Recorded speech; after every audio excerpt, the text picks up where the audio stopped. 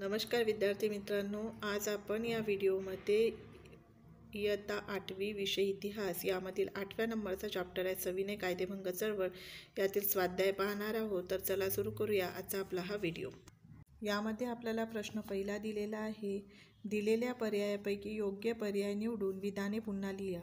याच्यामध्ये पर्याय सुद्धा दिलेले आहे, याच्यातले एक एक पर्याय आपल्याला या रिकाम्या जागेमध्ये टाकायचे। पहिली रिकामी जागा आहे लंडनमध्ये रिकामी जागा यांनी गोलमेज परिषदेचे आयोजन केले, तर याचं उत्तर येईल रॅमसे मॅकडोनाल्ड। त्यानंतर दुसरा प्रश्न आहे, खान अब्दुल गफार खान यांनी रिकामी जागा या संघटनेची स्थापना केली, तर या प्रश्नाचं उत्तर येईल खुदाई खिदमतगार। त्यानंतर तिसरा प्रश्न आहे, धारासणा सत्याग्रहाचे नेतृत्व रिकामी जागा यांनी केले, या प्रश्नाचं उत्तर येईल सरोजिनी नायडू। त्यानंतर चौथा प्रश्न आहे, दुसऱ्या गोलमेज परिषदेला राष्ट्रीय सभेचे प्रतिनिधी म्हणून रिकामी जागा उपस्थित होते, या प्रश्नाचं उत्तर येईल महात्मा गांधी। त्यानंतरचा दुसरा प्रश्न आहे, पुढील विधाने सकारण स्पष्ट करा। पहिला प्रश्न आहे, चंद्रसिंग ठाकूर यांना लष्करी न्यायालयाने जबर शिक्षा दिली, तर या प्रश्नाचं उत्तर आपल्याला पेज नंबर 112 मिळेल।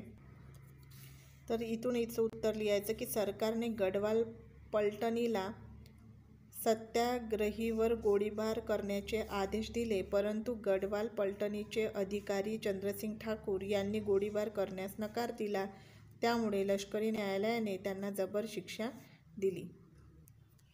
पुढील प्रश्न आहे, सोलापुरात सरकारने मार्शल लॉ म्हणजे लष्करी कायदा जारी केला, या प्रश्नाचं उत्तर सुद्धा तुम्हाला पेज नंबर 112 मिळेल। तर याचं उत्तर इथून लिहायचं, सोलापूर येथील सत्याग्रहात गिरणी कामगार आघाडीवर होते। 6 मे 1930 रोजी सोलापुरात हरताळ पाळण्यात आला, या प्रसंगी सोलापूरमध्ये मोठा मोर्चा काढण्यात आला। तत्कालीन कलेक्टरने मोर्चेवर गोळीबार करण्याचा आदेश दिला, यामध्ये शंकर शिवदारे यांच्यासह अनेक स्वयंसेवक मृत्युमुखी पडले। परिणामी जनतेने पोलीस स्टेशन, रेल्वे स्टेशन, न्यायालय, म्युनिसिपल इमारती इत्यादीवर हल्ले केले। सरकारने मार्शल लॉ म्हणजेच लष्करी कायदा जारी केला। पुढील प्रश्न आहे, पहिल्या गोलमेज परिषदेतील चर्चा निष्फळ ठरली, या प्रश्नाचं उत्तर आहे पेज नंबर 1। इथे लिहायचं, या परिषदेत विविध राष्ट्रीय पक्ष आणि संस्थानिकांचे प्रतिनिधी उपस्थित होते, मात्र राष्ट्रीय सभेने या परिषदेत भाग घेतला नाही। राष्ट्रीय सभा ही देशाची प्रातिनिधिक संस्था होती, तिच्या सहभागाशिवाय गोलमेज परिषदेची चर्चा त्यामुळे निष्फळ ठरली। पुढील प्रश्न आहे, गांधीजींनी येरवडा तुरुंगात आमरण उपोषण सुरू केले, या प्रश्नाचं उत्तर आहे पेज नंबर 114 वरती। जातीय निवाड्यानुसार हिंदू समाजाची झालेली विभागणी गांधीजींना मान्य नव्हती, त्यामुळे त्यांनी या निवाड्याविरुद्ध येरवडा तुरुंगात आमरण उपोषण सुरू केले।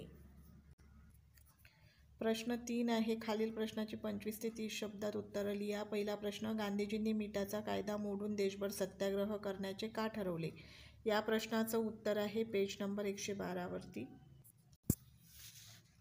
मिठावरील कर रद्द करून मीठ बनवण्याची सरकारची मक्तेदारी रद्द करावी ही प्रमुख मागणी होती, परंतु सरकारने गांधीजीच्या मागण्या फेटाळून लावल्यामुळे गांधीजींनी मिठाचा कायदा मोडून देशभर सत्याग्रह करण्याचे ठरवले।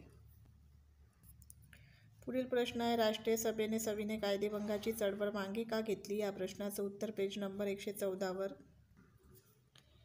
राष्ट्रीय सभेला मोकळेपणाने चर्चा करता यावी यासाठी पोषक वातावरण निर्माण केले। महात्मा गांधी आणि व्हाईसरॉय आयर्विन यांच्यात समझोता झाला, याला गांधी-आयर्विन करार असे म्हणतात।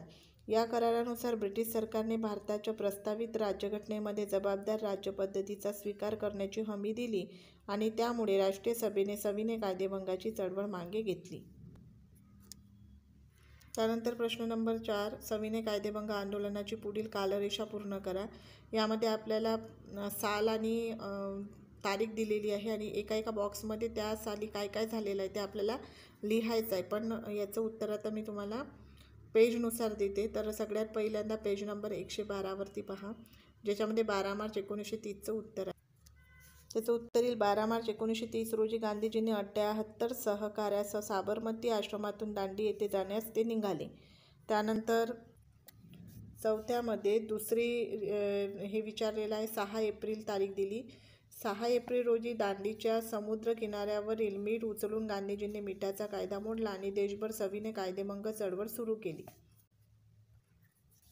त्यानंतर विचारलेलं आहे 23 एप्रिल 1930, तर याच्यामध्ये 23 एप्रिल 1930 रोजी त्यांनी पेशावर येथे सत्याग्रह सुरू केला।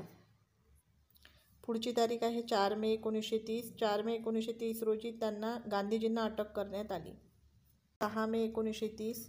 तर 6 मे 1930 रोजी सोलापुरात हरताळ पाळण्यात आली. तर अशा पद्धतीने आपला इथे व्हिडिओ समाप्त झालेला आहे. तुम्हाला आणखी कोणत्या चॅप्टरवर व्हिडिओ पाहिजे हे मला कमेंट बॉक्समध्ये नक्की सांगा. आणि व्हिडिओ आवडल्यास व्हिडिओला लाईक करा, चॅनलला सबस्क्राईब करा. भेटूया पुढच्या व्हिडिओमध्ये. तोपर्यंत धन्यवाद.